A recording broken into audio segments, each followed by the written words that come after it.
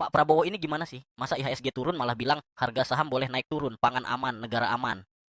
Padahal kan IHSG ngaruh ke pangan, Pak. IHSG itu bukan cuma angka di layar bursa. Kalau turun, artinya ada krisis kepercayaan terhadap ekonomi.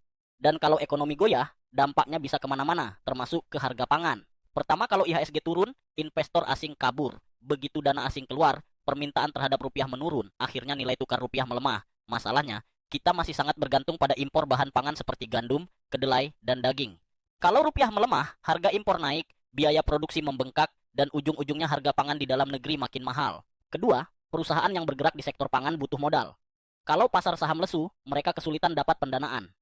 Efeknya, produksi terganggu, distribusi terganggu, dan harga makin mahal. Ketiga, ini soal kepercayaan.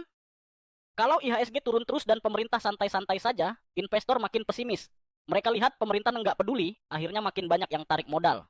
Apa dampaknya? Inflasi naik, daya beli turun, rakyat yang sengsara. Jadi, pernyataan harga saham boleh naik turun, yang penting pangan aman itu keliru.